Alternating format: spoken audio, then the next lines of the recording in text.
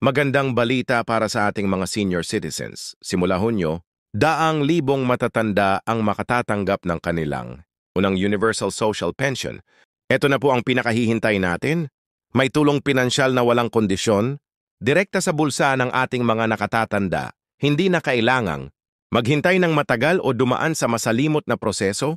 Ang bagong sistemang ito ang sagot sa matagal ng panalangin ng marami sa ating mga lolo at lola na nahihirapan sa pang-araw-araw na gastusin. Alam natin ang hirap ng pagtaas ng presyo ng gamot, pagkain at iba pang-unahing pangangailangan. Kaya naman ang Universal Social Pension ay dinisenyo upang mapagaan ang pasanin ng ating mga nakatatanda. Pero kailan ba talaga ito matatanggap? May schedule po tayong dapat abangan.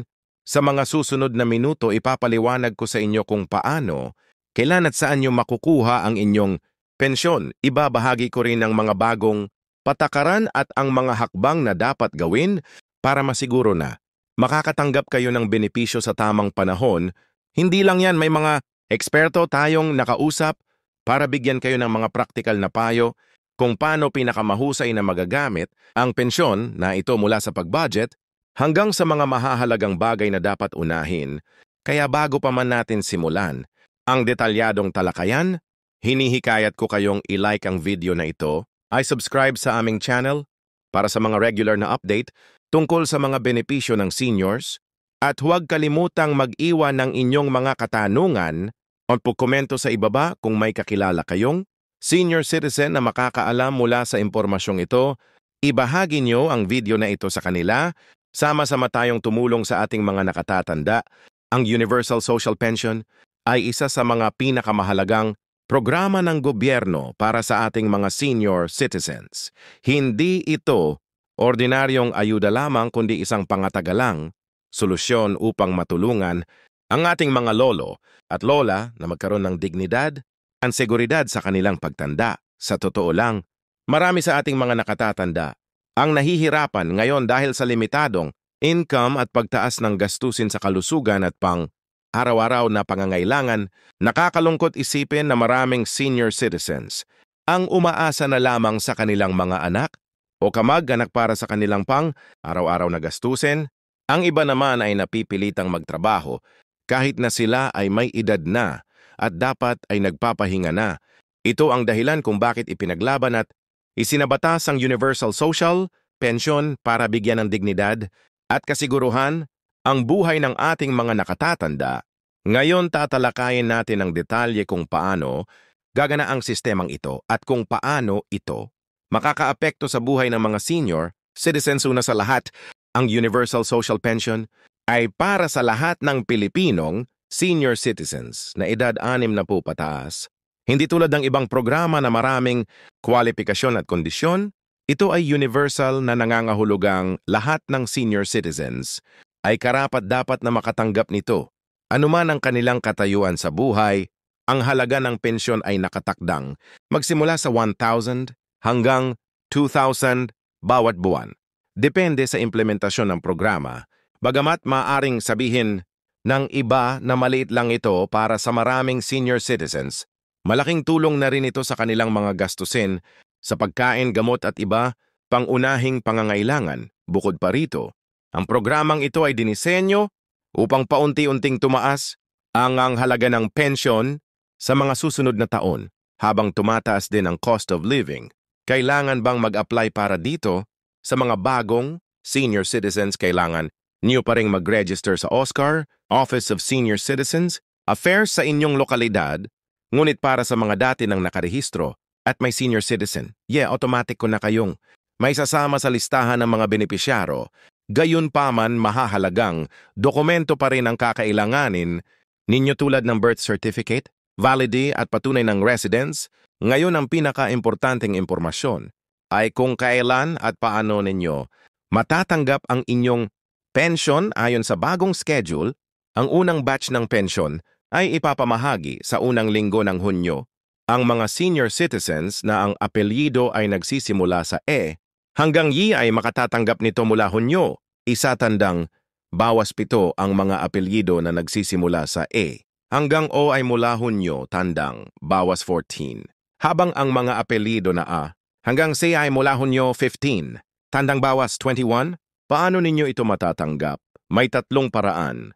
Una, kung kayo ay may bank account, maaaring direktang i-deposit, doon ang inyong pensyon. Pangalawa, kung kayo ay gumagamit ng mobile wallet, tulad ng Cash o Paymaya, pero pwede rin itong ipadala doon. And the panangatlo, para sa mga wala nito, maaari ninyong kunin ang inyong pensyon sa mga designated payout centers tulad ng Bayad Centers, Palawan Express, o sa mismong munisipyo ng inyong lugar. Mahalaga rin na malaman nyo na may verification process na gagawin upang masiguro na ang tamang tao ang tatanggap ng pensyon, kaya't siguraduhin niyo na dalhin ang inyong senior citizen at isa pang valid kapag kayo ay kukuha ng inyong pensyon. Para sa mga may karamdaman o hindi makakabiyahe, maaaring magtalaga ng authorized representative na ngunit kailangan ng special power of attorney na notarisado upang gawin ito. Nais kong bigyan diin na ang programang ito ay patuloy na nagbabago at umuunlad, mamaaring magkaroon ng ilang pagbabago sa implementasyon nito sa mga susunod na buwan, kaya mahalaga na palagi kayong updated. Maaari niyong sundan ang aming channel para sa mga pinakabagong balita at update tungkol dito. Ngayon nais kong talakayin kung paano ninyo pinakamahusay na magagamit ang inyong pensyon. Maraming senior citizens ang nahihirapan pagdating sa pag-budget ng kanilang limitadong pera. Narito ang ilang praktikal na payo mula sa mga financial advisor para sa ating mga senior citizens. Una, gumawa ng simpleng budget plan. Ilista ninyo ang inyong mga buwan ng gastusin at tingnan kung saan nyo gagamitin ang pensyon. Unahin ang mga pangunahing pangangailangan tulad ng pagkain, gamot at utilities. Kung may natitira pa, maaari ninyong itabi. Ito para sa emergency fund or para sa mga espesyal na okasyon tulad ng kaarawan ng mga apo. Pangalawa, mag-invest sa inyong kalusugan. Gamitin ang parte ng inyong pension para sa regular na check-up at para sa mga gamot na kailangan nyo. Kung may PhilHealth kayo or iba pang health insurance, alamin kung paano niyo ito mapapalawig o mapapahusay paggamit ang parte ng inyong pension. Pangatlo, huwag mahiyang humingi ng tulong sa pamilya or mga profesional pagdating sa pag-manage ng inyong pera. Maraming libre o murang financial literacy programs para sa mga senior citizens na inaalok ng kamanganangos at ilang financial institutions. Pang-apat, mag-ingat sa mga scam at panloloko. Sa kasamaang palad, maraming masasamang loob na nagtatarget sa mga senior citizens. Lalo na kapag alam nilang may natanggap kayong pera, huwag ibigay ang inyong personal information, e-codes o password kahit kanino. Huwag din pumayag sa mga investment opportunities na nangangako ng malalaking kita sa maikling panahon. Bilang karagdagan, gusto ko ring ibahagi na ang Universal Social Pension ay hiwalay at dagdag pa sa iba pang benepisyo na maaari ninyong matanggap tulad ng NAYA suspension, PhilHealth benefits at iba pang senior citizen discounts at isagyang hulugang. Kung kayo ay tumatanggap na ng isa suspension, maaari pa rin kayong makatanggap ng Universal Social Pension. Bukod sa pension, marami pang mga programa at benepisyo ang nakalaan para sa ating mga senior citizens. Halimbawa, may mga libreng seminar at workshop tungkol sa health and wellness, art therapy at iba pang recreational activities na inorganisan ng Oscar at iba pang ahensya ng gobyerno. May mga libreng medical mission din kung saan maaari kayong magpa-check up at kumuha ng libreng gamot. Mahalaga ring malaman na ang bawat senior citizen ay may karapatan sa 20% discount sa mga gamot, pagkain sa mga restaurant, transportation at iba pang serbisyo. Ang discount na ito ay dapat ibigay kahit wala kayong senior citizen basta't mapatunayan nyo na kayo ay 60 taong gulang o higit pa. Gayunpaman, mas madali pa rin kung meron kayong senior citizen easy para maiwasan ang anumang komplikasyon. Para sa mga senior citizens na interesado sa paghahanap buhay, may mga programa rin ng DIOL at TESDA na nagbibigay ng training at employment opportunities, at sa mga programang ito ay dinisenyo upang mabigyan ng ating mga nakatatanda ng pagkakataong mapakinabangan ang kanilang mga kasanayan at karanasan habang kumikita din ng dagdag na pera. Ngayon, balikan natin ang Universal Social Pension at ang mga potential challenges, the solutions na maaaring harapin ng mga benepisyaro. Una sa mga hamon ay ang mababang halaga ng pensyon kumpara sa aktwal na gastusin ng isang senior citizen. Ang solusyon dito ay ang mainit na pag-budget at pagsasama ng iba pang benepisyo at discounts na available. Para sa senior citizens, pangalawa ang accessibility ng payout centers. Maraming senior citizens ang nahihirapan bumiyahe dahil sa kanilang edad o karamdaman.